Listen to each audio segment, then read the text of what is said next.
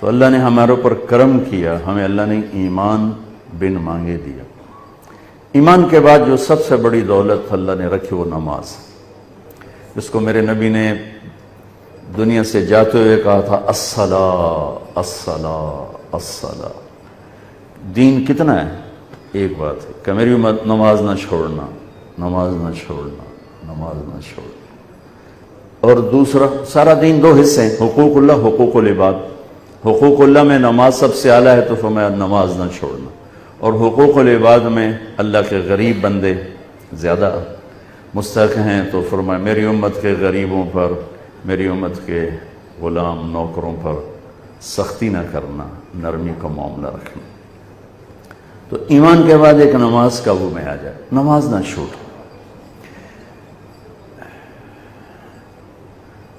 تو نماز بندے اور اللہ کو آپس میں جوڑ دیتی ہے۔ شیطان نے ایک سجدے کا انکار کیا اور ہمیشہ کے لیے محروم ہو گیا، مردود ہو گیا، اور اللہ نے ہمارے اوپر کرم کر کے ہمیں 5 نمازیں عطا فرمائیں، اور ہر 2 نماز میں گناہوں کی بخشش کا اعلان فرما دیا۔ کیا خوبصورت بات! عشاء کی نماز باجماعت پڑھے اور فجر کی باجماعت پڑھے تو ساری رات تہجد کا ثواب لکھا جاتا۔ کیا زبردست بات! پہلی امتوں کے ذمہ 2 نماز، فجر کی 2 رکعت، عصر کی 2 رکعت۔ ہمارے ذمہ 5 ہیں، اور ہر 2 نمازوں کے درمیان کے سارے گناہوں کی بخشش کا وعدہ ہے۔ ساری شریعت زمین پہ اتاری، نماز کو عرش پر بلا کر سامنے کھڑا فرما کر کہا آپ کی امت کو 50 نمازوں کا تحفہ دیتے۔ ہمارے نبی تسلیم اور رضا کا وہ مقام تھا، ایک دفعہ نہیں کہا پڑھیں کہ میں پڑھن گے 50 کون پڑھے گا، یہ لبیک یا اللہ، حاضر یا اللہ۔ وہ تو اللہ نے کرم فرمایا، بیچ میں موسیٰ علیہ السلام کو کھڑا کیا اور 5 پھر 5 پھر کٹھی 45 کیوں نہیں اڑا چھڑی۔ موسیٰ علیہ السلام نہیں آپ پہ نہیں کھلوتے، اللہ کھڑا کیتا کہ میرے محبوب تک گل ہی نہیں کی تھی تو 50 لے کے جاندہ پہ آئے تھے، پڑھنیاں 5 کہہ نہیں تھے تو 50 لے جاندہ۔ تو موسیٰ علیہ السلام کو اللہ نے کھڑا کیا، یا رسول اللہ ملاقات ہوئی، کہاں کیا ہوا کہ 50 نمازیں کا توبہ کہیں پڑھنی ہی نہیں، اللہ دا نام منو، پیچھا جاؤ تھوڑی کرواؤ۔ تو جب آپ پیچھے آئے تھوڑی کروانے تو اللہ کہتا چلو 45 کٹ کر دیتی ہیں، 5 ہی دینی تھی تو 5 کم کی، پھر جی حاضر، پھر موسیٰ واپس 5 5 5 5 9 چکر، 9 5 45 9 چکر۔ اگرچہ 1 سیکنڈ میں پہنچ رہے تھے، لیکن چھٹے آسمان سے سدرۃ المنتہا لاکھوں کروڑوں اربوں سال کا سفر بنتا ہے اگر ہم اپنے پاؤں سے چلیں۔ میرے نبی کے لیے کوئی مسئلہ نہیں تھا، لیکن سفر تو تھا۔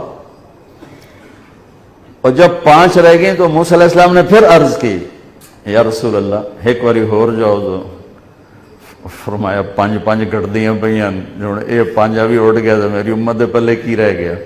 اچھا پھر ٹھیک ہے، میری امت پہ 2 نمازیں فرض تھیں، انہوں نے کوئی نہ پڑھی، انہاں بھی 5 کوئی نہیں پڑھنی ہے، جو ویکھ لو ایسے۔ تو بھائیو، ایمان کے بعد نماز ایک ایسا فریضہ ہے۔ روزہ ٹھیک ہے، بیمار چھڑ دو، مسافر چھڑ دو، چھڑنے کا مطلب ہے بعد میں رکھ لو، بعد میں نہیں رکھ سکتے ہو چلو بالکل ہی معاف ہے۔ زکوٰۃ مالدار پر ہے، غریب پر نہیں۔ حج مالدار بھی ہو صحت مند بھی ہو تب ہے، ورنہ مالدار پر بھی کوئی نہیں۔ صرف نماز ایسی ہے جسے ہم نے نماز نہیں چھوڑ سکتے، نماز نہیں چھوڑ سکتے، ہر حال میں پڑھنا۔ جسے میرے نبی کے نواسے نے کربلا میں پڑھ کے دکھائی اور ساری دنیا کے انسانوں کے لیے دروازہ بند کر دے، جی کیویں پڑھیے تھے پڑھی نہیں جاندی، کیویں پڑھیے تھے پڑھی نہیں جاندی، دروازہ بند کر دے۔ انسانی تاریخ میں ایسا واقعہ نہ ہوا، نہ ہوگا، نہ آئے گا، نہ ایسا پاکیزہ خون ہوگا کسی کے پاس، اور نہ ایسے وہ زمین کو سیراب کرے گا۔ اور اس شدت کی گھڑی میں نماز کا سورج کو سورج پہ نظر ہے، بے نماز دا ٹائم تو نہیں آ گیا، نماز دا ٹائم تو نہیں آ گیا، ہو یا سورج ڈھلا، اشارہ کیا، زہیر جھنڈا بردار رائٹ سائڈ، شمر سے کہو نماز پڑھنے تھے. انہیں آگے بڑھ کے تھوڑا بات کی. شمر نے کہا کہ نماز پڑھنے کی کوئی گنجائش نہیں، ہماری تلوار چلے گی. تو انہوں نے آ کے عرض کیا کہ نماز کی کوئی گنجائش نہیں. تو فرماتے چلو ٹھیک ہے، ہم اللہ کو لی جا رہے ہیں، ان کڑی پڑھنے، چلو اللہ اکبر چلنے آئے. اللہ کی قسم اگر میرے نبی کے نواسے نماز نہ پڑھتے تو کوئی فرق نہیں، ان کی ذات پہ کوئی فرق نہیں تھا. ان کو جنت کربلا کی وجہ سے نہیں مل رہی، نہ شہادت کی وجہ سے مل رہی. وہ تو ماں کا دودھ پیتے تھے اور میرے نبی نے کہہ دیا تھا حسن اور حسین جنت کے نوجوانوں کے سردار ہیں. تو ان کو اس وقت مل گیا تھا یہ سارا ٹائٹل. امت کے لیے پیغام ادھورا چلا جاتا ہے، چھڈی بھی جا سکتی ہے. امت کے لیے پیغام ادھورا چھوڑی بھی جا سکتی. کہا نہیں نماز نہیں چھوٹے گی. کہا آدھے جنگ کرو آدھے نماز پڑھو. آدھوں کو جنگ پہ کھڑا کیا اور آدھوں کو لے کے نماز پڑھی. پھر ان کو جنگ پہ کھڑا کیا اور دوسروں کو نماز پڑھائی، اور عصر سے پہلے سب کے سر کٹ کے نیزوں پہ چڑھ گئے. تو روزہ بیمار ہو چھوڑ دو، ایسے بیماروں کے نہیں ہی رکھ سکتے چلو بالکل ہی معاف کر دیتے. نماز نہیں معاف ہو سکتی. تو بھائیو اس خوبصورت زندگی تک جانے کے لیے ایمان کے بعد نماز ایک دولت فرائض میں. اس کے بعد 3 کام کر لیں معاشرتی زندگی میں تو انشاءاللہ موٹر وے ہے جنت کا راستہ. صرف 3 کام. ایک سچ بولے، زندگی میں سچائی ہو، جھوٹ نہ بولے، نہ لین دین میں نہ کام میں. میرے نبی نے سے پوچھا گیا یا رسول اللہ مسلمان بزدل ہو سکتا ہے؟ کہا ہو سکتا ہے. بخیل ہو سکتا ہے؟ کہا ہو سکتا ہے. جھوٹ بول سکتا ہے؟ کہ نہیں جھوٹ نہیں بول سکتا، جھوٹ نہیں بول سکتا. تو ایک ہم سچ بولنے والے ہیں. دوسرا دیانتداری ہو، کسی کو دھوکہ نہ دے. امانت اور دیانت، کسی کو دھوکہ نہ دیا جائے. میرے نبی نے فرمایا یتبع المؤمن علی الخصال کلھا. میرا ایک امتی ہر گناہ کر سکتا، بندہ جو ہے پتھر تو نہیں، فرشتہ بھی نہیں، بندہ ہے کر سکتا ہے. میرا امتی ہر گناہ کر سکتا ہے، 2 نہیں کرے گا. 2 نہیں کرے گا. ایک جھوٹ کبھی نہیں بولے گا، ایک دھوکہ کبھی نہیں دے گا. الا الکذب والخیانہ. یتبع المؤمن علی الخصال کلھا الا الکذب والخیانہ. میرا امتی ہر گناہ کر سکتا ہے، 2 نہیں کر سکتا. ایک جھوٹ کبھی نہیں بول سکتا، ایک دھوکہ کبھی نہیں دے سکتا. تو ساری زندگی کا حسن سمٹ کر اگر کوئی مجھ سے پوچھے مولانا صاحب اسلام کو 2 لفظوں میں بتاؤ، کہ ڈوڈا اسلام 3 سپارے 10 لکھ حدیثاں 2 لفظاں اکٹھا کرا، مولانا صاحب 2 لفظوں میں بتاؤ اسلام، تو میرے پاس 2 لفظ ہیں، سچائی اور امانت داری. یہ وہ 2 لفظ ہیں جس سے اللہ نے اپنے حبیب کو ہائی لائٹ کیا، الصادق الامین. آپ کو معلوم ہے ہمارے نبی کو مکہ میں نبوت کے اعلان سے پہلے کہا جاتا تھا الصادق الامین، چونکہ سارا اسلام ان 2 چیزوں میں آ جاتا. اسلام کی تو ایک شکل ہے، کفر کی بے شمار شکلیں ہیں. اگر ساری دنیا کے کفر کو 2 لفظوں میں میں بتانا چاہوں تو میرے پاس اس کے بھی 2 لفظ ہیں، ایک جھوٹ اور ایک دھوکہ. ایک جھوٹ اور ایک دھوکہ. اور میری بدقسمتی ہے کہ میرا دیس جھوٹ میں ڈوب چکا ہے اور دھوکے میں ڈوب چکا ہے.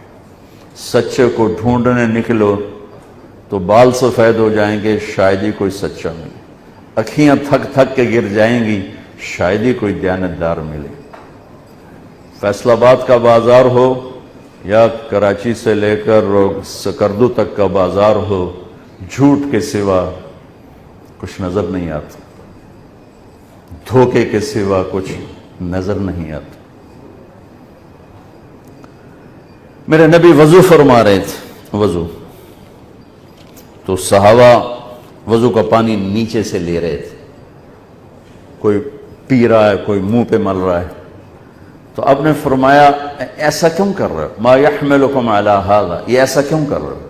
تو ان کا حبا للہ ولرسولہ، اللہ اس کے رسول کی محبت میں کر رہے ہیں. تو میری بات توجہ سے سنیں. آپ نے فرمایا میں بتاؤں اللہ رسول سے محبت کرنے والا کون ہوتا ہے، اور میں بتاؤں جس سے اللہ اس کا رسول بھی پیار کرتے ہیں. جانبین کی بات کر دی کہ تمہیں بتاؤں کہ اللہ رسول سے پیار کرنے والا ہے کون، کہ جس سے اللہ اس کا رسول بھی پیار کرتے ہیں. دعا پاسو حل کر چھڑی کہ یا رسول اللہ ضرور. فرمایا فَلْيَصْدُقِ الْحَدِيثَ إِذَا حَدَّثَ. اللہ اس کے رسول کی بارگاہ میں اس کا پیار سکہ بند ہے جو جب بولے سچ بولے، جھوٹ نہ بولے. پہلے ہی کلی اڑ گئی اپنی تو. فَلْيَصْدُقِ الْحَدِيثَ إِذَا حَدَّثَ. سچ بولے، جھوٹ نہ بولے. فَلْيُؤَدِّ الْأَمَانَةَ إِذَا تُؤْمِنَ. کبھی دھوکہ نہ دے، کبھی دھوکہ نہ دے، کبھی بددیانتی نہ کرے، ہمیشہ دیانتداری سے کام کرے. فَلْيُحْسِنْ جِوَارَ مَنْ جَاوَرَهُ. پڑوسی کوئی ہو، برا ہو اچھا ہو، مسلم ہو کافر ہو، اس کے ساتھ اچھا سلوک کرے. 3 نشانیاں ہیں، مجھ میں آ جائیں، آپ میں آ جائیں، مستورات میں آ جائیں. اس سے اللہ اس کا رسول پیار کرے گا، اور اس کا پیار بھی معتبر ہوگا اللہ اس کے رسول کی بارگاہ میں. تو 24 گھنٹے کی زندگی اگر میری دین بن جائے، 3 باتیں ہیں: سچائی، دیانتداری اور انصاف، عدل. جس معاشرے میں ظلم پھیلتا ہے انہیں کوئی نہیں بچا سکتا. یہ 3 کام جس معاشرے میں پھیلیں گے، جھوٹ، بددیانتی اور ظلم، اس معاشرے کو ہلاک ہونے سے کوئی نہیں بچا سکتا. جس معاشرے میں 3 خوبیاں پھیل گئیں، سچائی، دیانتداری اور انصاف، اس معاشرے کو ہلاک کوئی نہیں کر سکتا. یہ معاشرہ ضرور کامیاب ہوگا.